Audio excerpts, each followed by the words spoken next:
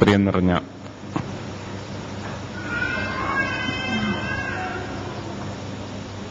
സഹോദരിമാരെ,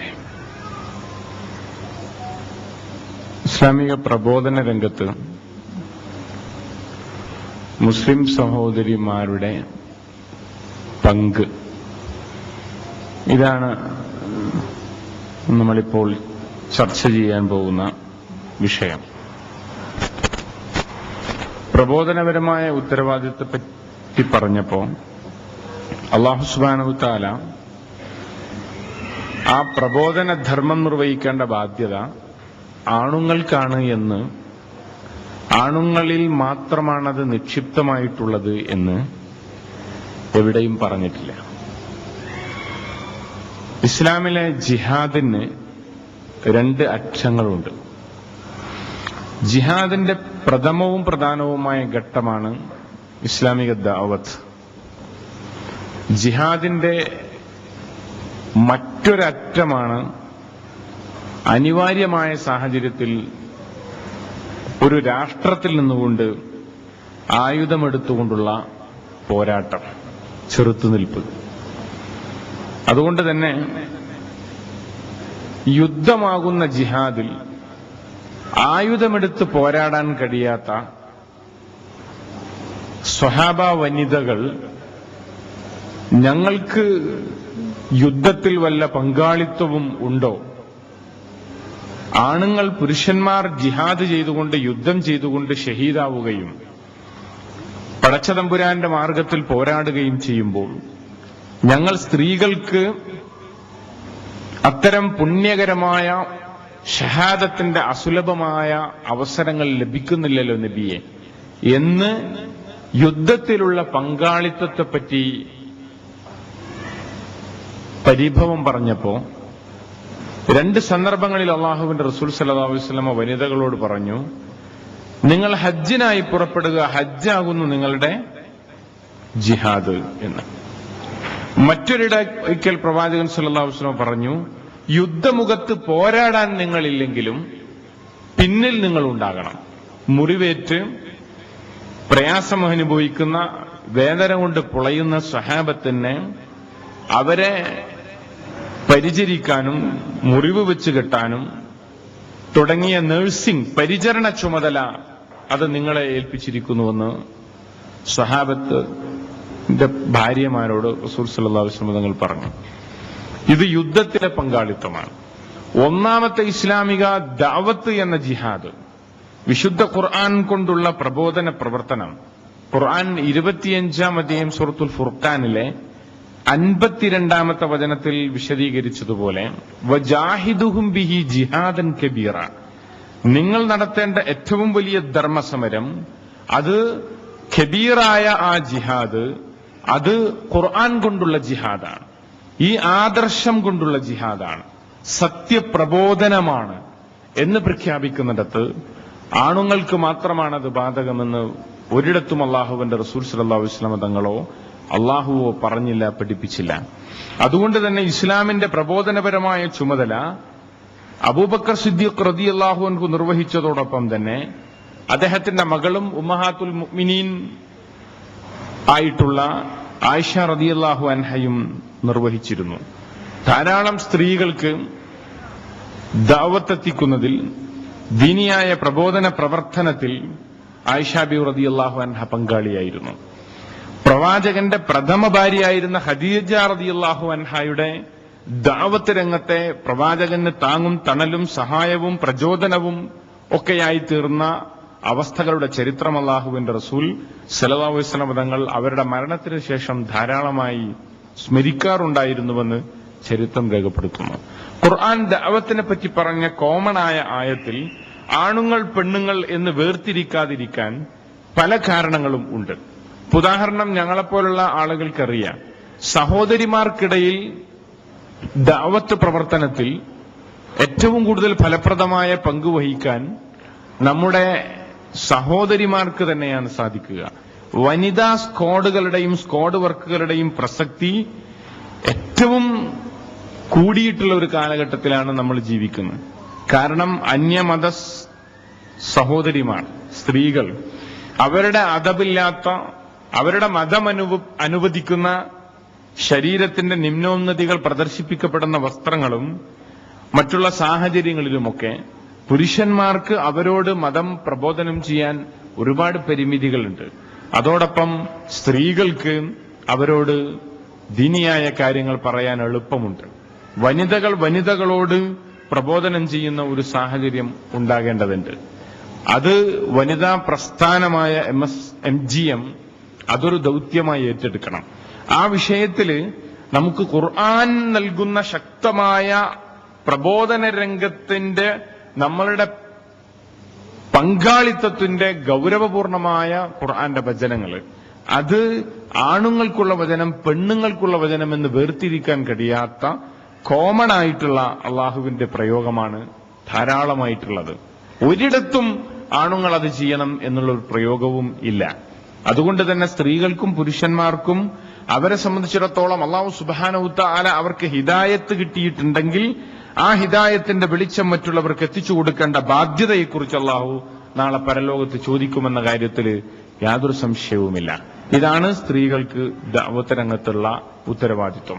ഇനി ദഅവത്തുമായി ബന്ധപ്പെട്ട സംഗതികളൊന്ന് ആലോചിച്ചു നോക്കൂ. എന്താണ് ദഅവത്ത്, പ്രബോധനം? നമുക്കതിനെ വളരെ ലളിതമായി ചില വിശദീകരണങ്ങൾ നൽകാൻ കഴിയും. ഒന്ന്, വിശുദ്ധ ഖുർആൻ, നമ്മൾ ഇന്ന് മുസ്ലിംകളുടെ ഗ്രന്ഥമായി കരുതുന്ന ഖുർആൻ സ്വയം പരിചയപ്പെടുത്തുന്നു, സ്വയം വിശദീകരിക്കുന്നു. ഖുർആനിൽ തന്നെ ഖുർആന്റെ 2-ാം അധ്യായത്തിന്റെ 185-ാമത്തെ വചനത്തിൽ ഹുദൻ ലിന്നാസി വ ബയ്യിനാത്തിൻ മിനൽ ഹുദാ വൽ ഫുർഖാൻ, ഈ ഗ്രന്ഥം മനുഷ്യ സമൂഹത്തിന് മുഴുവനും മാർഗദർശനം നൽകുന്നതും സത്യത്തെയും അസത്യത്തെയും മനുഷ്യ സമൂഹത്തിന് വേർതിരിച്ച് വ്യവച്ഛേദിച്ച് കാണിച്ചു കൊടുക്കുന്നതും ആയ ഗ്രന്ഥമാകുന്നു. അള്ളാഹുവിനെ കുറിക്കുന്ന ബയ്യിനാത്ത്, തെളിവുകളും ഉൾക്കൊള്ളുന്ന ഗ്രന്ഥമാകുന്നു. ഇന്ന് ലോകത്തിന്റെ തൗഹീദുമായി ബന്ധപ്പെട്ട വിഷയത്തിൽ പടച്ചവൻ ഏകനാണോ പലതാണോ, പടച്ചതമ്പുരാനെ മാത്രം ആരാധിക്കണോ അതല്ല മറ്റ് ആരാധ്യമൂർത്തികളെ സ്വീകരിക്കണോ, ഈ വിഷയത്തിലാണെന്ന് ലോകത്തെ സമൂഹം അടിസ്ഥാനപരമായി ഭിന്നിച്ചു നിൽക്കുന്നത്. ദൈവവിശ്വാസത്തിന്റെ വിഷയത്തിൽ ഭിന്നിച്ചു നിൽക്കുന്ന സമൂഹത്തെ സംബന്ധിച്ചിടത്തോളം ഈ പടച്ചതമ്പുരാൻ പരിശുദ്ധ ഖുർആനിന്റെ 2-ാം അധ്യായത്തിന്റെ 185-ാമത്തെ വചനത്തിൽ പറഞ്ഞിട്ടുള്ള ഈ 3 കാര്യങ്ങളും വളരെ പ്രസക്തിയുള്ളതാണ്.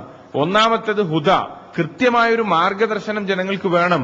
എന്നാലേ ഏകനായ പടച്ചതമ്പുരാനെ ആരാധിക്കാൻ അവർക്ക് ചാൻസ് കിട്ടൂ, അവസരമുണ്ടാകൂ.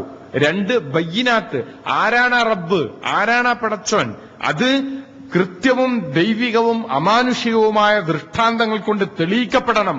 റബ്ബിന്റെ ഏകത്വം, റബ്ബിന്റെ അസ്തിത്വം, അതിനുള്ളതാണ് ഖുർആൻ. 3, ആ വേദഗ്രന്ഥങ്ങൾ എന്ന് പറയുന്ന ഒരുപാട് വാറോലകൾ നമ്മുടെ സമൂഹത്തിലുണ്ട്. ആ വാറോലകളെ കുറിച്ചുള്ള ഖുർആന്റെ പ്രയോഗം തന്നെ 2-ാം അധ്യായം സൂറത്തുൽ ബഖറയിലെ 79-ാമത്തെ വചനത്തിലുണ്ട്.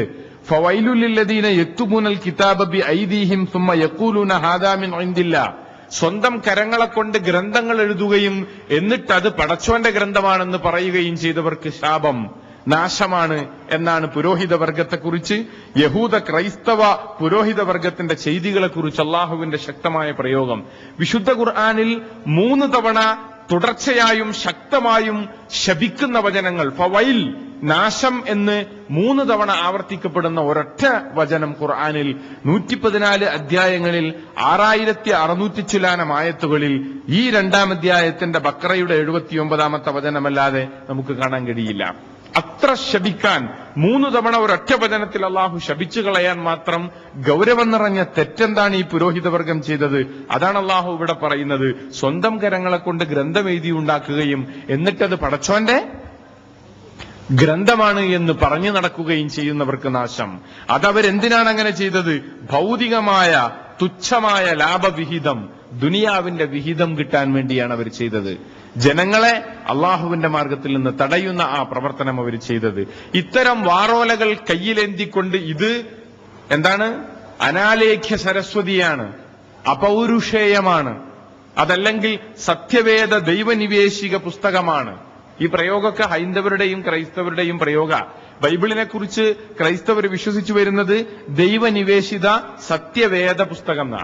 ദൈവം വെളിപാടിലൂടെ മത്തായിയെ കൊണ്ടും മാർക്കോസിനെ കൊണ്ടും ലൂക്കോസിനെ കൊണ്ടും ഒക്കെ എഴുതി വെപ്പിച്ച് ദൈവനിവേശിതമായിട്ടുള്ള സത്യവേദ ഗ്രന്ഥമാണെന്നാണ്. ഭാരതത്തിലെ വേദോപനിഷത്തുകൾ അനാലേഖ്യ സരസ്വതി, അതായത് എഴുതപ്പെടാത്ത വിദ്യ, അപൗരുഷേയം, പുരുഷകരങ്ങളാൽ മനുഷ്യകരങ്ങളാൽ വിരചിക്കപ്പെടാത്തത്, ദൈവികമായിട്ടുള്ളത് എന്നൊക്കെ അവർ വിശ്വസിച്ചു വരിക. ഈ വേദഗ്രന്ഥങ്ങൾക്കൊന്നും ഒരു ദൈവികതയുമില്ല. ദൈവികമായ ചില വചനങ്ങളൊക്കെ അതിലുണ്ട് എന്നല്ലാതെ ദൈവിക ഗ്രന്ഥത്തിന്റെ ഒരു സവിശേഷതയും ഇത്തരം ഗ്രന്ഥങ്ങൾക്ക് അവകാശപ്പെടാനില്ല.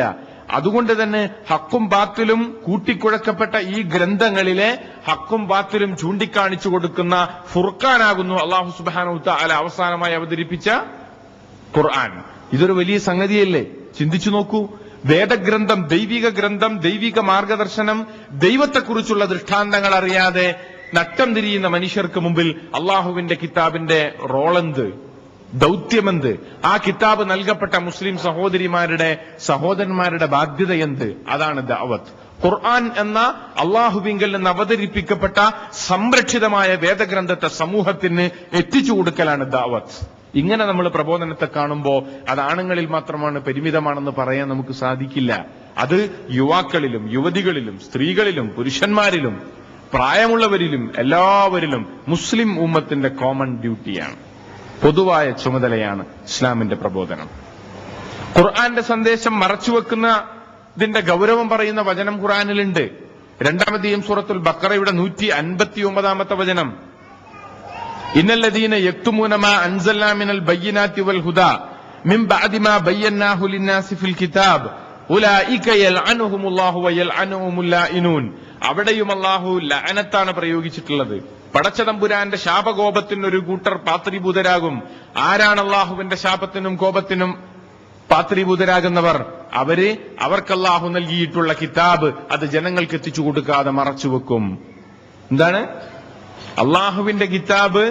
അത് അട്ടത്ത് കെട്ടിപ്പൂട്ടി വെക്കുകയോ റമദാനിലെടുത്ത് ഓതി കത്തം തീർക്കുകയോ അതല്ലെങ്കിൽ വീട്ടിൽ സുരക്ഷിതമായി പൊതിഞ്ഞുവെച്ച് സൗകര്യമുള്ളപ്പോൾ പാരായണം ചെയ്യുകയോ എന്നതിൽ ഉപരിയായി അള്ളാഹുവിന്റെ കിതാബിന്റെ സത്യസന്ദേശം, തൗഹീദിന്റെ സന്ദേശം, പരലോകത്തിന്റെ സന്ദേശം, പ്രവാചകന്മാരുടെ റിസാലത്തിന്റെ ദൗത്യം അതൊന്നും ജനങ്ങൾക്ക് എത്തിച്ചു കൊടുക്കൂല.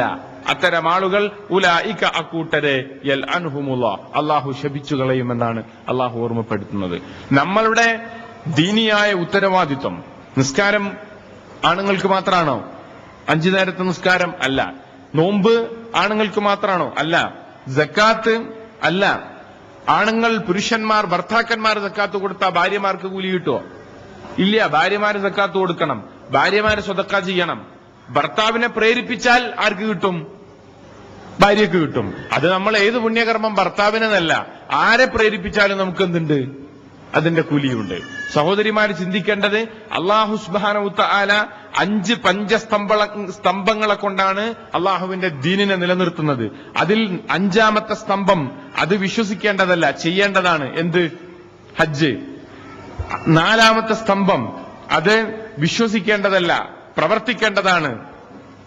എന്ത്? നോമ്പ്. 3-ാമത്തെ സ്തംഭം അതും വിശ്വസിച്ചാൽ മതിയോ? നിസ്കാരത്തിൽ സക്കാത്തിൽ വിശ്വസിച്ചാൽ മതിയോ? പോരാ, കൊടുക്കണം. 2 നമസ്കാരം വിശ്വസിച്ചാൽ മതിയോ? പോരാ, ചെയ്യണം, നിസ്കരിക്കണം. 1-ാമത്തേത് എന്താ? അഷ്ഹദു അല്ലാ ഇലാഹ ഇല്ലല്ലാഹ്, കലിമത്തു തൗഹീദിന് സാക്ഷിയാവുക എന്നത്. അത് നമ്മൾ വിശ്വസിച്ചാൽ മതിയോ? പോരാ, നമ്മളുടെ പ്രവർത്തന പദത്തിൽ വേണം. കലിമത്തു തൗഹീദിന് നമ്മൾ സമൂഹത്തിൽ സാക്ഷിയാകണം. ഖുർആൻ ആ ഷഹാദത്തിനെ കൃത്യമായി വിശദീകരിക്കുന്നുണ്ട്. കദാലിക ജഅൽനാകും ഉമ്മത്തൻ വസതൻ ലിതകൂനു ശുഹദാഅ അലന്നാസി വയകൂന റസൂലു അലൈക്കും ഷഹീദ. ഇപ്രകാരം നിങ്ങൾ ഒരു ഉമ്മത്തൻ വസത്തൻ, മധ്യമ സമുദായമാണ്. നിങ്ങൾ ജനങ്ങൾക്ക് ഈ തൗഹീദിന്, ആദർശത്തിന്, ഇസ്ലാമിന് സാക്ഷിയാകണം. അതോടൊപ്പം പ്രവാചകൻ നിങ്ങൾക്ക് സാക്ഷിയാണ്. പ്രവാചകന്റെ സാക്ഷിത്വം എങ്ങനെയാണ്? അത് കൃത്യമായി നമുക്ക് ഹജ്ജത്തുൽ വദാഇൽ കാണാൻ പറ്റും. 23 കൊല്ലക്കാലം ഇസ്ലാമിന്റെ പ്രബോധനപരമായ ദൗത്യം നിർവഹിച്ച അള്ളാഹുവിന്റെ റസൂല് ദുനിയാവിലെ മഹാമഹശറ എന്ന് വിശേഷിപ്പിക്കപ്പെടുന്ന ഹജ്ജത്തുൽ വദാഇലെ ഖുത്ബത്തുൽ വദാഇൽ അവസാനത്തെ വിട പറയുന്ന, ഹജ്ജിലെ വിട പറയുന്ന പ്രസംഗത്തിൽ ജബലുർ റഹ്മയുടെ താഴ്വാരത്ത് ഒരുമിച്ചുകൂടിയ ജനലക്ഷങ്ങളോട് ചോദിച്ചു, ഹൽ ബല്ലഗത്ത്, ഞാൻ നിങ്ങൾക്ക് ഈ സത്യസന്ദേശം, തൗഹീദിന്റെ സന്ദേശം, ഖുർആനിന്റെ ഇസ്ലാമിന്റെ സന്ദേശം എത്തിച്ചു തന്നില്ലയോ? ബലാ യാ റസൂലല്ലാഹ്, അങ്ങ് എത്തിച്ചു തന്നു. ആ സന്ദർഭത്തിൽ അല്ലാഹുവിന്റെ റസൂല് പറഞ്ഞു, അല്ലാഹുമ്മ ഷ്ഹദ്, അല്ലാഹുമ്മ ഷ്ഹദ്, അല്ലാഹുമ്മ ഷ്ഹദ്. ഇതാണ് കദാലിക ജഅൽനാകും ഉമ്മത്തൻ വസതൻ ലിതകൂനു ശുഹദാ. ഈ ഷഹാദത്ത് എന്ന് പറഞ്ഞാല് യഥാർത്ഥത്തിൽ ഇതാ, എത്തിച്ചു തന്നു. നിങ്ങളുടെ അയൽവാസികൾ, നാട്ടുകാര്, വീട്ടുകാര്, ഇപ്പൊ നിങ്ങളെ തൊട്ടടുത്ത അയൽവാസിയായിട്ടുള്ള സരോജിനി ഉണ്ട് അല്ലേ? അതുപോലെ അപ്പുറത്ത് പിന്നെ മറിയമ്മണ്ട്. ഞാൻ 2 ക്രിസ്ത്യൻ മുസ്ലിം ഹിന്ദു പേര് പറഞ്ഞെന്നുള്ളൂ. അതിന്റെ അപ്പുറത്ത് നമ്മളെ സമുദായത്തിൽപ്പെട്ട ഫാത്തിമയും ഉണ്ട്. ഫാത്തിമക്ക് എന്താണ് തൗഹീദ് ശിർക്ക് എന്നറിയില്ല. ഫാത്തിമന്റെ സ്ഥിതി, സരോജിനിന്റെ സ്ഥിതി, ഇവര് 3 പെണ്ണാണ്. ഈ 3 ഈ സന്ദേശം എത്തിക്കുന്നത്. 4ാമത് അവിടെ തൗഹീദിന്റെ ഹിദായത്തിന്റെ വെളിച്ചം കിട്ടിയ 4ാമത്തെ പെണ്ണ് ആരാണോ ആ പെണ്ണിന്റെ ബാധ്യത ആണ് അതിന്റെ ലളിതമായ വിശദീകരണം. അവിടെ ഇസ്ലാമിക ഡ്യൂട്ടിയുണ്ട് പ്രബോധന രംഗത്ത്. മറ്റൊന്ന്, ഞങ്ങൾക്കറിയില്ല, ഞങ്ങൾ വേദങ്ങൾ പഠിച്ചിട്ടില്ല, ഞങ്ങൾക്ക് ഖുർആനിലെ ആഴത്തിലെ വിജ്ഞാനം. അപ്പോ അറിവില്ലാത്ത ഞങ്ങളെപ്പോലുള്ള സാധാരണ സ്ത്രീകൾ എന്തു ചെയ്യും? ഇതാണ് പലപ്പോഴും എനിക്ക് ഇത്തരം ചർച്ചകളിൽ ഉന്നയിക്കപ്പെടാറുള്ള ചോദ്യം. ഞാൻ ആ ചോദ്യത്തെ മുൻകൂട്ടി കണ്ട് വിശദീകരണം നൽകുക. 2 കാര്യം നമ്മൾ ഇതിൽ മനസ്സിലാക്കുക. ഒന്ന്, അമുസ്ലിമീങ്ങൾക്ക് ഇസ്ലാം അപാരമായ അറിവൊന്നുമില്ല. വേണോ? നമ്മൾ വിചാരിച്ച് വലിയ അറിവാണ്, ആവശ്യമില്ല. എന്താ കാരണം അവിടെ നമ്മൾ പ്രബോധനം ചെയ്യുന്ന വിഷയം ബേസിക്കാണ്, അടിസ്ഥാനപരമാണ്. അടിസ്ഥാനപരമായ വിഷയം എന്താ? പടച്ചോൻ ഏകനാണ്, അവനെ മാത്രം ആരാധിക്കണം, തൗഹീദ് കഴിഞ്ഞു. പരലോകമുണ്ട്, മരിച്ചു ചെന്നിട്ട് ലോകം വരാനുണ്ട്, അവിടെ സ്വർഗമുണ്ട്, നരകമുണ്ട്, പടച്ചോന്റെ വിചാരണയുണ്ട്, ശിക്ഷണ്ട്, രക്ഷണ്ട്. അതാണ് പരലോകം. അത് ഈ കാര്യങ്ങൾ പറഞ്ഞുകൊണ്ടൊരു പ്രവാചകൻ വന്നിട്ടുണ്ട്, മുഹമ്മദ് റസൂലുള്ളാഹി സ്വല്ലല്ലാഹു അലൈഹി വസല്ലം. ഈ കാര്യം പൂർണ്ണമായി വിശദീകരിച്ചുകൊണ്ട് ഒരു ഗ്രന്ഥം അല്ലാഹു അവസാനമായി അവതരിപ്പിച്ചിട്ടുണ്ട്. അതാണ് ഖുർആൻ. ഇതാണ് ഫണ്ടമെന്റൽ, മൗലികമായിട്ടുള്ള പ്രബോധന വിഷയം. ഇതറിയാത്തവരാരുണ്ട്? ഞാൻ ഈ പറഞ്ഞ സംഗതി ലളിതമായി അറിയാത്തവരാരുണ്ട്? വിശ്വാസത്തിൽ എന്തെങ്കിലും മുസ്ലിമനാവില്ല അല്ലേ? ഇത് അംഗീകരിക്കാത്തവരും അറിയാത്തവരും നിങ്ങളിൽ ഉണ്ട് എന്ന് പറഞ്ഞാൽ മുസ്ലിം ആവില്ല. എന്നാൽ ഇതാണ് നിങ്ങൾ ആരോട് പറയേണ്ടത്? മുസ്ലിങ്ങളല്ലാത്ത അവർക്കിതറിയില്ല. ദൈവം ഏകനാണ്, അവനെ മാത്രം, ദൈവത്തിന് രൂപമില്ല, ചിത്രമില്ല, പ്രതിഷ്ഠയില്ല, പ്രതിമല്ല. ഈ പ്രപഞ്ചത്തെ പടച്ചു പരിപാലിച്ചുകൊണ്ടിരിക്കുന്ന ഒരേയൊരുവനായ ശക്തിയാണ് ദൈവം തമ്പുരാനെന്ന് അവർക്കറിയില്ല. മരിച്ചു എന്നിട്ടൊരു ലോകമുണ്ട്, നരകമുണ്ട്, സ്വർഗമുണ്ടെന്ന് അവർക്ക് അറിയില്ല. അത്ര ഗൗരവമുള്ള വിശ്വാസം അവർക്കില്ല. കാരണം അവരുടെ വേദഗ്രന്ഥങ്ങളിലെ പുനർജന്മം മുതലേ പല അബദ്ധവിശ്വാസങ്ങളും ജാതീയ സങ്കല്പങ്ങളും ഒക്കെയാണ് പഠിപ്പിക്കപ്പെടുന്നത്. കൃത്യമായിട്ടുള്ള പരലോകം അവർക്ക് നിർവചിച്ച് വ്യവച്ഛേദിച്ചെടുക്കാൻ കഴിയില്ല. അതുകൊണ്ട് ആ വിശ്വാസം അവരിൽ അത്ര ശക്തമല്ല. പിന്നെ പ്രവാചകത്വവും വേദഗ്രന്ഥവും അവർക്ക് പരിചയപ്പെടുത്തുക, ഇതാണ് ദഅവത്ത്. ഇതറിയാത്തവരാരുമില്ല. ഇത് നമ്മൾ അറിഞ്ഞ കാര്യം, നമ്മൾ ഉൾക്കൊള്ളുന്ന കാര്യം, ഇത് മറ്റുള്ളവർക്ക് പറഞ്ഞു കൊടുക്കലാണ് യഥാർത്ഥത്തിൽ അമുസ്ലിമീങ്ങൾക്കിടയിലുള്ള ഇസ്ലാമിക ദഅവത്ത്. അതേപോലെ തന്നെ ശിർക്കും തൗഹീദും എന്താണെന്ന് തിരിച്ചറിയാത്ത നമ്മുടെ സമുദായത്തിലെ സഹോദരന്മാർക്ക് അത് കൃത്യമായി വിശദീകരിച്ചു കൊടുക്കലാണ് മുസ്ലിം സഹോദരിമാർക്കിടയിലുള്ള ദഅവത്ത്. ആ ശിർക്കും തൗഹീദും എന്താണെന്ന് കൃത്യമായി ബോധ്യമുള്ളതുകൊണ്ടാണ് നമ്മൾ എന്തായത്, ഈ സലഫി മാർഗത്തില്, ഈ ഇസ്ലാഹി മാർഗത്തിൽ നമ്മൾ കടന്നു വന്നത്. അപ്പോ നമ്മൾക്കറിയാവുന്ന കോമണായ പൊതുവായ വസ്തുതകൾ, ആ വസ്തുതകളെ നമ്മുടെ സഹോദരിമാർക്ക്, നമ്മുടെ സമൂഹത്തിന് എത്തിച്ചു കൊടുക്കലാണ് പ്രബോധനമെന്ന് നമ്മൾ ആദ്യം തിരിച്ചറിയുക. ഈ പ്രബോധന പ്രവർത്തനമാണ് നമ്മുടെ ആണുങ്ങൾക്കും പെണ്ണുങ്ങൾക്കും നിർവഹിക്കാനുള്ളത്. ഇനി പ്രബോധനം എങ്ങനെയായിരിക്കണമെന്ന എന്നെ സംബന്ധിച്ചിടത്തോളം സ്ത്രീകളില് ഏറ്റവും കൂടുതൽ ആശയക്കുഴപ്പമുണ്ടാക്കുന്ന ഒരു സംഗതി അതാണ്. അതായത് നമ്മളെങ്ങനെ പറയാം ഈ ദീനീ കാര്യം? ഇപ്പൊ നമ്മളെ അയൽവാസിനോട് എങ്ങനെ പറയാം, നമ്മളെ കുടുംബക്കാരോട് എങ്ങനെ പറയാം? കുടുംബക്കാരോട് ഓളിപ്പോ ഒരു ദീനിന്റെ കാര്യം പറയാൻ വരുന്നേ എന്ന രീതിയിൽ ഒറ്റപ്പെടുത്തപ്പെടില്ലേ, പരിഹസിക്കപ്പെടൂലേ, പുച്ഛിക്കപ്പെടൂലേ? അവളൊക്കെ ഇപ്പൊ എന്താ നന്നായത് എന്നൊക്കെ, എപ്പോഴാ നന്നായതെന്നൊക്കെ നമുക്കറിയാലോ. ഇങ്ങനെ ആക്ഷേപിക്കപ്പെടൂലേ? പിന്നെ ഇങ്ങനെയുള്ള കുറെ കോംപ്ലക്സ് മാനസികാവസ്ഥയാണ് പലപ്പോഴും നമ്മുടെ സഹോദരിമാരെ നിയന്ത്രിക്കാറ്. ഇനി അഥവാ പറയാൻ തുടങ്ങിയാലോ നമ്മൾ മറ്റുള്ളവരെ കൊച്ചാക്കുന്ന, ഇകഴ്ത്തുന്ന രീതിയിലുള്ള ഒരു മതപ്രബോധനം, അത് നമ്മളെ സഹോദരിമാരിൽ പലരുടെയും ഒരു ട്രെൻഡാണ്. പിന്നെ എന്താന്ന് പറഞ്ഞാൽ, പിന്നെ ഒരു തെറ്റായ പ്രവർത്തനത്തിൽ ഏർപ്പെട്ടുള്ള ആളുകളോട് വളരെ ഹിക്മത്തിൽ ഡീൽ ചെയ്യണം. അവരെ വ്യക്തിത്വത്തെയും സ്വഭാവത്തെയും എല്ലാം നമ്മൾ മനസ്സിലാക്കി ഡീൽ ചെയ്യണം. ചിലപ്പോൾ നമ്മളത് ഒരു അറ്റാക്കിംഗ് ആയി പോകുന്നു. അതല്ലെങ്കിൽ നമ്മളെ ഒരു ഒരു ഒരു ഒരു ഒരു ഇകഴ്ത്തലായി പോകുന്നു. അങ്ങനെയും സംഭവിക്കാൻ പാടില്ലാത്തതാണ്. അപ്പൊ പ്രബോധന രംഗം എങ്ങനെ ആയിരിക്കണം എന്ന് പറഞ്ഞാൽ നമ്മൾ ഇഷ്ടം പോലെ ഒന്നായിരിക്കരുത്. അള്ളാഹു സുബ്ഹാനഹു വ തആല പറഞ്ഞിട്ടുണ്ട് റസൂലുള്ളാഹി സ്വല്ലല്ലാഹു അലൈഹി വസല്ലം തങ്ങളോട് എങ്ങനെ ദഅവത്ത് ചെയ്യണമെന്ന്. അതേപോലെയാണ് നമ്മുടെ മുസ്ലിം സമൂഹത്തിലെ സഹോദരിമാരും സഹോദരന്മാരും ഒക്കെ ദഅവത്ത് ചെയ്യേണ്ടത്. എന്റെ ഇഷ്ടം പോലെയും നിങ്ങളുടെ ഇഷ്ടം പോലെയും ഒന്നല്ല. എന്താ നിങ്ങൾ ദഅവത്ത് ചെയ്യുക ഇലാ സബീലി റബ്ബിക, അള്ളാഹുവിന്റെ നിങ്ങളുടെ രക്ഷിതാവിന്റെ റബ്ബിന്റെ മാർഗത്തിലേക്ക്, ഹിക്മത്തൻ മൗഇലത്തൻ ഹസന ബിൽ ഹിക്മ വൽ മൗഇലത്തുൽ ഹസന, വളരെ യുക്തിദീക്ഷയോടുകൂടിയും സതുപദേശത്തോടുകൂടിയും. ഒരാൾക്ക് നമ്മൾ ദഅവത്ത് ചെയ്യുന്നത് കണ്ടാൽ ഒന്നാമത് ആ ദഅവത്തിൽ യുക്തി ഉണ്ടാവണം. ആ യുക്തി എന്താന്ന് പറഞ്ഞാൽ ആളെ കയ്യിലെടുക്കാൻ കഴിയണം. അതെന്നാണ് അതിന്റെ യുക്തി. എന്തെല്ലാം വ്യാഖ്യാനങ്ങൾ ഉണ്ടെങ്കിലും ഒരു വ്യക്തിയെ അയാളൊന്ന് പരിചയപ്പെട്ട് റെസ്പെക്ട് ചെയ്ത് ആണായാലും പെണ്ണായാലും അംഗീകരിച്ച് അങ്ങനെ ഒന്ന് ആ ഒരു ഹിക്മത്തിലൂടെ അപ്രോച്ച് ചെയ്യണം. ഒന്ന്. രണ്ടാമത്തേത് സതുപദേശ. നമ്മൾ സംസാരിക്കുന്ന കണ്ട് അവർക്ക് തോന്നണം ഇവര് പറയുന്നത് കുറെ നല്ല കാര്യങ്ങളാണല്ലോ നമ്മളെ സമൂഹത്തിലെ. അപ്പം അവർക്ക് തന്നെ ഒരു ആത്മബോധം ഉണ്ടാവണം, ഇതൊരു കുറെ നല്ല നല്ല ഉപദേശങ്ങളാണല്ലോ എന്ന്. അതാണ് ഇപ്പൊ നമ്മൾ ഖുർആൻ വായിക്കുന്ന ഒരാൾക്ക് നമുക്കുണ്ടാവുന്ന ഒരു അനുഭവമാണ്. ഒരുപാട് നല്ല കാര്യങ്ങൾ. മനുഷ്യൻ എങ്ങനെ നന്നാവണം, സംസ്കൃതനാവണം, അപ്പൊ ആളുകളോട് എങ്ങനെ സംസാരിക്കണം. അള്ളാഹുവിന് പറയാനുണ്ട് യാ അയ്യുഹല്ലദീന ആമനൂ ഖുലൂ ഖൗലൻ സദീദൻ യുസ്ലിഹ് ലക്കും അഅമാലക്കും വയഗ്ഫിർ ലക്കും ദുനൂബക്കും. അപ്പം നമ്മുടെ സംസാരം നന്നാവണം, പെരുമാറ്റം നന്നാവണം, വ്യക്തിബന്ധം നന്നാവണം. ഇങ്ങനെ ഒരുപാട് നല്ല ഉപദേശങ്ങൾ സമൂഹത്തിന് കൊടുക്കാൻ നമുക്ക് കഴിയണം. ദഅവത്ത് എന്ന് പറഞ്ഞാൽ മൗഇദത്തുൽ ഹസനയാണ്, സദുപദേശമാണ്. അവരങ്ങട്ട് പറഞ്ഞിട്ട് പിന്നെ ഇടങ്ങേറാക്കലോ പ്രയാസപ്പെടുത്തലോ അല്ല. റസൂൽ സല്ലല്ലാഹു അലൈഹി വസല്ലം പറഞ്ഞല്ലോ ബശ്ശിറു വലാ തുനഫിറു യസ്സിറു വലാ തുഅസ്സിറു. നിങ്ങൾ ആളുകളെ സന്തോഷിപ്പിക്കുവിൻ, വെറുപ്പിക്കരുത്. നിങ്ങൾ ആളുകൾക്ക് എളുപ്പമുണ്ടാക്കുവിൻ, പ്രയാസപ്പെടുത്തരുത്. അപ്പം ആളുകളെ ഹിക്മത്തിൽ കയ്യിലെടുത്തുകൊണ്ട് അവരെ അംഗീകരിച്ചുകൊണ്ട് അവരോട് നല്ല ഉപദേശങ്ങൾ കൊടുക്കലാണ് ദഅവത്ത്. അപ്പം ആ രീതിയിലായിരിക്കണം നമ്മുടെ അപ്രോച്ച്. പിന്നെ നമ്മൾ ആ ഉപദേശങ്ങൾ വരുമ്പോൾ നമ്മൾ വലിയ ആലിമ്യങ്ങൾ, അറിവുള്ള മഹാപണ്ഡിതന്മാര്, അവരൊരു വിവരമില്ലാത്ത ആളുകൾ, അങ്ങനല്ല. നമ്മൾ അങ്ങേയറ്റത്തെ വിനയം. റസൂൽ മൂസ അലൈഹി സ്വലാത്തു വസ്സലാമിന്റെ അടുത്തേക്ക് അള്ളാഹു പിന്നെ ഫിർഔന്റെ അടുത്തേക്ക് മൂസാ നബിനോട് പോകാൻ പറഞ്ഞപ്പോ അള്ളാഹു പറഞ്ഞ അങ്ങനെ ഖുലാലഹു ഖൗലൻ ലയ്യിനൻ, വളരെ വിനയത്തോടുകൂടി സംസാരിക്കണം. അയാൾക്ക് ഹിദായത്ത് കിട്ടിയേക്കാം, സംസ്കരണം നേടിയേക്കാം. ഫറോവാൻ പ്രതീക്ഷ കൈവിടണ്ട. സ്വേച്ഛാധിപതിയല്ലേ, അക്രമിയല്ലേ, തോന്നിവാസിയല്ലേ. അങ്ങനെ ആരെ പറ്റി എന്തു വേണ്ട, ഒരു മുൻധാരണ വേണ്ട. അങ്ങനത്തെ എത്രയോ സ്വേച്ഛാധിപതികൾക്ക് എന്തായിട്ടുണ്ട്, ഹിദായത്ത് കിട്ടിയിട്ടുണ്ട്. എത്രയോ ധിക്കാരികളും നിഷേധികളും എന്ത് ചെയ്തിട്ടുണ്ട്, ദീനുൽ ഇസ്ലാമിലേക്ക് വന്നിട്ടുണ്ട്. അങ്ങനൊക്കെ വെല്ലുവിളിച്ചും പോക്കിരിത്തരം കാണിച്ചുമൊക്കെ നടന്നതാണ് ഉമർ റളിയല്ലാഹു അൻഹു. അതിനേക്കാൾ വലിയ യുദ്ധങ്ങൾ ഇസ്ലാമിനെതിരെ യുദ്ധം നടത്തിയ വ്യക്തിയാണ് അബൂ സുഫിയാൻ. അബൂ സുഫിയാനോടുള്ള പ്രവാചകന്റെ അപ്രോച്ച് ശ്രദ്ധിക്കുക.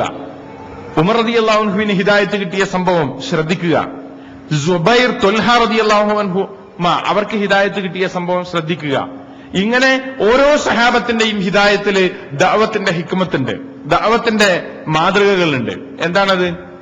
ഉമർ റളിയല്ലാഹു അൻഹുവിന് ഹിദായത്ത് കിട്ടിയത് ഖുർആൻ ഓതി കേട്ടിട്ടാ, അല്ലേ? നമ്മൾ കേട്ട ചരിത്രമല്ലേ? അള്ളാഹുവിന്റെ കിതാബ് കൽബിൽ അങ്ങോട്ട് തറച്ചു, അതോടുകൂടി തളർന്നുപോയി. ഹൃദയത്തിന്റെ ഉള്ളിലേക്ക് കടന്നു കയറിയ ഹിദായത്ത് ഉമറിനെ ഒതുക്കി. ഉമറിന്റെ ആ രൗദ്ര പ്രകൃതിയെ ഒതുക്കി അള്ളാഹുവിന്റെ റസൂലിന്റെ മുമ്പിൽ വന്ന് ഹംസ ഇബ്നു അബ്ദുൽ മുത്തലിബ് റളിയല്ലാഹു അൻഹു ഉറയിൽ നിന്ന് വാളൂരി, അള്ളാഹു സാക്ഷി, എന്റെ പ്രവാചകനെ വധിക്കാനാണ് ഉമറിന്റെ വരവെങ്കിൽ ആ വരവ് ഇവിടെ അവസാനിപ്പിക്കുമെന്ന് പറഞ്ഞ് ധീരമായി ഹംസ റളിയല്ലാഹു അൻഹു ഉമറിനെ ചെറുക്കാൻ ഉറയിൽ നിന്ന് വാളൂരിയ ഘട്ടത്തിലാണ് ആ വിശുദ്ധ ഖുർആനിന്റെ ആയത്തുകൾ സ്വന്തം സഹോദരിയിൽ നിന്നും ഭർത്താവിൽ നിന്നും കാതോർത്ത് നിർമ്മലമായ ഹൃദയവുമായി പ്രവാചകന്റെ മുമ്പിൽ വന്ന് സത്യപ്രഖ്യാപനം നടത്തുന്നത് ഉമർ ഇബ്നു ഖത്താബ്. കൂടെയുള്ള സഹാബത്തിന്റെ ഖണ്ഡങ്ങളിൽ നിന്ന് തക്ബീർ മുഴക്കപ്പെട്ട മഹാസംഭവമായിരുന്നു അത്. കാരണം അള്ളാഹുവിന്റെ റസൂലിന്റെ ദുആക്കുള്ള ഉത്തരമായിരുന്നു ഉമറിന്റെ ഹിദായത്ത്. അബൂജഹലിനെയോ ഉമറിനെയോ ദീനുൽ ഇസ്ലാമിന് നൽകി നീ ദീനിനെ കരുത്താർജിപ്പിക്കണമേ നാഥ എന്ന പ്രവാചകന്റെ കരളുരുകിയ പ്രാർത്ഥനക്കുള്ള ഉത്തരമായിരുന്നു യഥാർത്ഥത്തിൽ ഉമർ റളിയല്ലാഹു അൻഹുവിന്റെ ഹിദായത്ത്. അത് അറേബ്യയുടെ ദിഗന്ധങ്ങൾ വിറപ്പിച്ച ഹിദായത്തിന്റെ ചരിത്രമാണ്. ഇങ്ങനെ ഒരുപാട് സ്വഹാബത്തിന്റെ ത്വൽഹ സുബൈർ റളിയല്ലാഹു അൻഹുമ അവരെ വ്യക്തിബന്ധമാണ്. അബൂബക്കർ റളിയല്ലാഹു അൻഹു അവരുടെ ഇന്റിമേറ്റ് അടുത്ത സുഹൃത്താണ്. ആ വ്യക്തിബന്ധത്തിലാണ് അവർ ഹിദായത്തിലേക്ക് വന്നത്. അബൂബക്കർ അംഗീകാരമുള്ള വ്യക്തിത്വമുള്ള സ്വീകാര്യനായ ഒരു വ്യക്തി. ആ ഉമർ നബി സല്ലല്ലാഹു അലൈഹി വസല്ലം അതേപോലെ അംഗീകാരമുള്ള ഒരു വ്യക്തി, ആ വ്യക്തിയിൽ നിന്ന് മറ്റൊരു വ്യക്തി കേട്ട് ആ വ്യക്തിയുടെ കൂട്ടുകാർ വിശ്വസിച്ചു. നോക്കൂ നിങ്ങൾ, ആ ഒരു സ്നേഹബന്ധം, വ്യക്തിബന്ധം. നമുക്ക് എത്ര ആളുകളായിട്ട് നല്ല ബന്ധമുണ്ട്, നമ്മളോട് സ്നേഹവും ബഹുമാനമുണ്ട്. പക്ഷെ ദീന്റെ കാര്യമൊന്നും അതിന്റെ ഗൗരവത്തിൽ അവരോടൊന്ന് പറഞ്ഞു കൊടുക്കാനുള്ള മനസ്സുണ്ടായിട്ടുണ്ടോ? അത് പറയാൻ ഇബ്ലീസ് നമ്മളെ തടഞ്ഞു നിർത്തും, ലജ്ജയുണ്ടാക്കും, ഒരു കോംപ്ലക്സ് മെന്റാലിറ്റി ഉണ്ടാക്കും, അപകർഷതാബോധം ഉണ്ടാക്കും. അങ്ങനെ പല വസ്വാസുകളും പിശാചി നമ്മളിൽ ഉണ്ടാക്കും. അതാണ് നമ്മുടെ പ്രബോധന രംഗത്തെ പ്രതിസന്ധി. അതിന് അല്ലാഹു സുബ്ഹാനഹു വ തആല നമ്മളെ കൗൺസിലിംഗ് ചെയ്യുന്നുണ്ട്, നമ്മളെ ഉപദേശിച്ചു തരുന്നുണ്ട്. നിങ്ങള് ദുനിയാവിന്റെ എന്തെങ്കിലുമൊക്കെ കാര്യം പറയാൻ കിട്ടിയാൽ പറഞ്ഞാൽ മണിക്കൂർ തീരൂല, അല്ലെ? പെണ്ണുങ്ങൾ തമ്മിലൊക്കെ കൊണ്ട് ഇരുന്നിട്ട് സ്വറക്കാൻ തുടങ്ങിക്കുകയാണെങ്കിൽ പടച്ചോനെ 2 മണിക്കൂറായി എന്നൊക്കെ പറയും നമ്മൾ തന്നെ, 2 മണിക്കൂറായി കഴിഞ്ഞിട്ട്. പക്ഷെ അല്ലാഹു സുബ്ഹാനഹു വ തആല പറയാ, വമൻ അഹ്സനു ഖൗലൻ മിമ്മൻ ദആ ഇലല്ലാഹ് വഅമില സ്വാലിഹൻ വഖാല ഇന്നനി മിനൽ മുസ്ലിമീൻ. അല്ലാഹുവിലേക്ക് ജനങ്ങളെ ക്ഷണിക്കുന്നതിനേക്കാൾ ഉത്തമമായ സംഗതി വേറെ എന്തുണ്ട്? അപ്പൊ അള്ളാഹുവിലേക്ക് ജനങ്ങളെ ദഅവത്ത് ചെയ്യാനുള്ള കൗലാണ്, വർത്തമാനമാണ്, സംസാരമാണ് ഏറ്റവും പടച്ച തമ്പുരാന്റെ പക്കൽ പ്രതിഫലാർഹമായിട്ടുള്ളത്, ശ്രേഷ്ഠമായിട്ടുള്ളത് എന്ന് ഈ ആയത്തിലൂടെ അള്ളാഹു പഠിപ്പിച്ച എന്താ? ഇത് പറയാൻ നമുക്ക് ആവേശം ഉണ്ടാവണം, ലജ്ജല്ല ഉണ്ടാവേണ്ടി, കുറവല്ല ഉണ്ടാവേണ്ടത്, അപകർഷതല്ല ഉണ്ടാവേണ്ടത്. നമുക്ക് ആഭിമുഖ്യവും അഭിനിവേശവും ഉണ്ടാവണം. പടച്ചോന്റെ തൗഹീദ് പറയുമ്പോ, പടച്ചോന്റെ ദീന്റെ കാര്യം പറയുമ്പോ, അത് നമ്മളെ കുടുംബത്ത് പറയുമ്പോഴും, മക്കളോട് പറയുമ്പോഴും, നമ്മുടെ അയൽവാസികളോട് പറയുമ്പോഴും, അമുസ്ലിങ്ങളോട് പറയുമ്പോഴും ഒക്കെ നമുക്കതിൽ എന്തുണ്ടാവണം? ഒരു അഭിനിവേശം ഉണ്ടാവണം. അതാണ് ദഅവത്ത്. സ്വഹാബത്തിനെ സംബന്ധിച്ചിടത്തോളം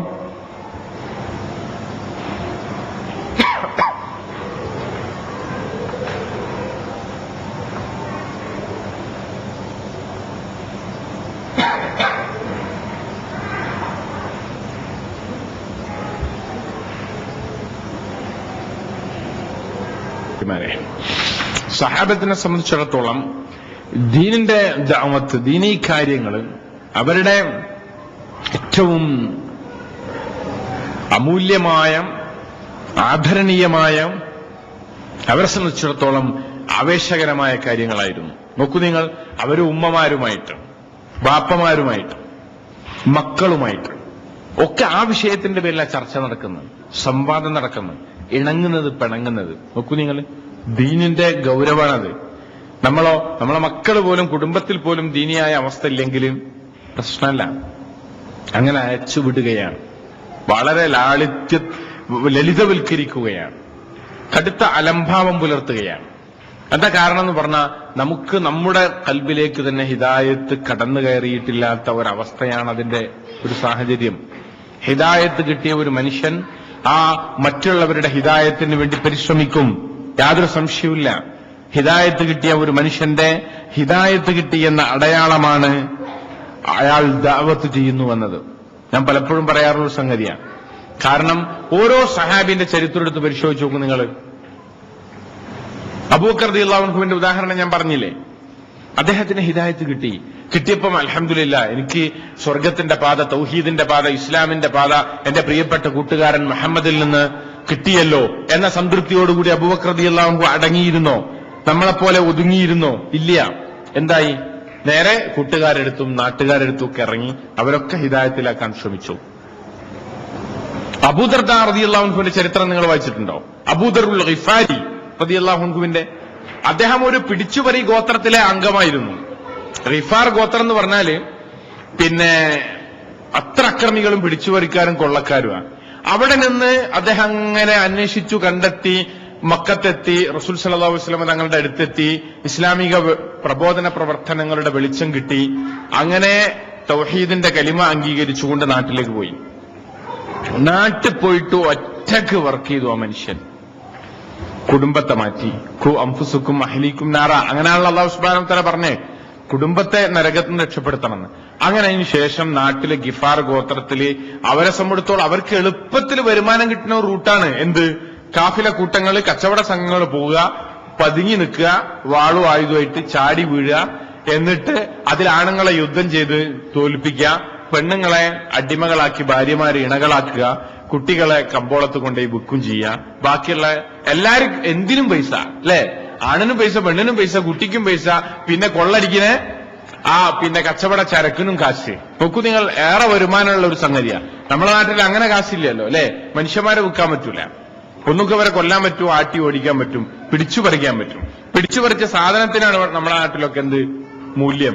അങ്ങനെ വരുമാനം ഉണ്ടാക്കുന്ന ഒരു സമൂഹത്തിലാണ് വളരെ ഹിക്മത്തിൽ സൈലന്റായ അബൂദർ ഗിഫാർ റളിയല്ലാഹു അൻഹു വർക്ക് ചെയ്തിട്ട് ആ ഗിഫാർ ഗോത്രത്തെ മുഴുവനും ഹിദായത്തിലാക്കി. എന്നിട്ട് അയൽപക്കത്ത് വലിയൊരു ഗോത്ര സമൂഹമുണ്ട്, അസ്ലം ഗോത്രം. ആ ഗോത്രത്തിലേക്കും അദ്ദേഹവും കൂട്ടുകാരും ഇറങ്ങി തിരിച്ചു. ആ അസ്ലം ഗോത്രത്തെ മുഴുവനും ഇസ്ലാമിലേക്കാക്കി, ഹിദായത്തിലാക്കി. അള്ളാഹുവിന്റെ റസൂൽ മുഹമ്മദ് മുസ്തഫ സല്ലല്ലാഹു അലൈഹി വസല്ലം തങ്ങൾ ഹിദായത്തിന്റെ പരിശ്രമത്തെ പറ്റി പറഞ്ഞ വചനം അപാരമാണ്. എന്താ? ലൻ യഹ്ദിയല്ലാഹു ബിക റജുലൻ ഖൈറുൽ ലക മിനദ് ദുനിയാ മാ ഫീഹാ. നീ കാരണം ഒരാൾ ഹിദായത്തിലായാൽ ഈ ദുനിയാവും അതിലുള്ളതെല്ലാം നിനക്ക് കിട്ടുന്നതിനേക്കാൾ ഏറ്റവും നേട്ടം ഒരു മനുഷ്യന്റെ ഹിദായത്തിന് നീ കാരണമാകുന്നതാണ്. നിന്റെ പരിശ്രമത്താൽ ഒരാൾക്ക് ഹിദായത്ത് കിട്ടുന്നതാണെന്ന് മുഹമ്മദ് റസൂലുള്ളാഹി സല്ലല്ലാഹു അലൈഹി വസല്ലം തങ്ങൾ ആ പരിശ്രമത്തെ, പ്രബോധന പരിശ്രമത്തെ പറ്റി പുകഴ്ത്തി പറഞ്ഞിട്ടുണ്ട്.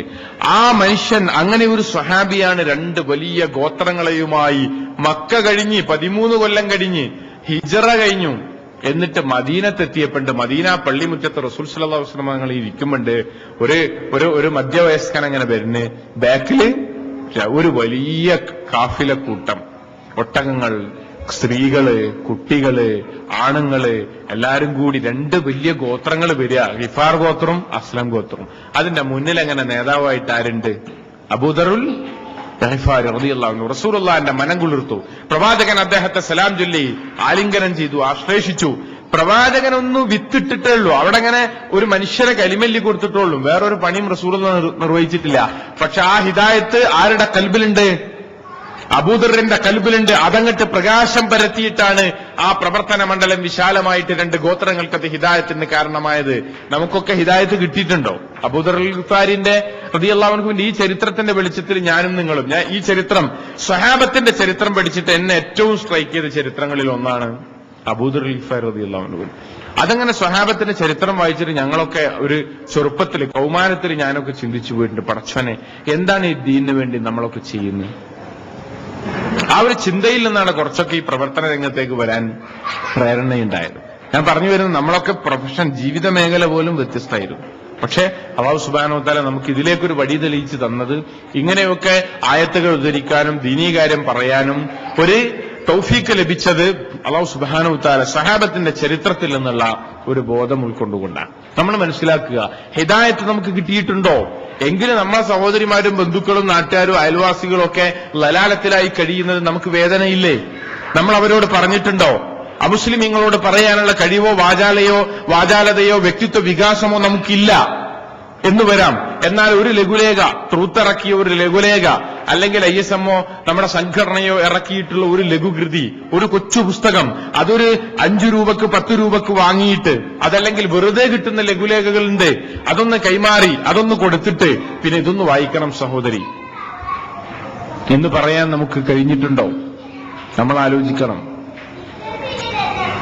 പ്രബോധന രംഗത്ത് നമ്മളിലെ ആണുങ്ങൾക്കും പെണ്ണുങ്ങൾക്കും ഒരുപാട് ബാധ്യതകളുണ്ട്. നമ്മളെ സ്ത്രീകളെ സംബന്ധിച്ചിടത്തോളം ഒരു പ്രശ്നം, അവര് കുടുംബവുമായി കെട്ടുപിണഞ്ഞു ജീവിക്കുന്നു എന്നുള്ളതാണ്. 2-3 പ്രധാന വിഷയങ്ങൾ നിങ്ങൾ മനസ്സിലാക്കേണ്ടതുണ്ട്. ഒന്നാമത്തേത്, 2-3 കുട്ടികളായാൽ പിന്നെ എന്ത് ചെയ്യണം? അവരെ കാര്യമായിട്ട് കെട്ടിമറിയണം, അല്ലെ? നിങ്ങൾക്കറിയാലോ നിങ്ങളുടെ ജീവിതത്തിന്റെ പരിമിതി.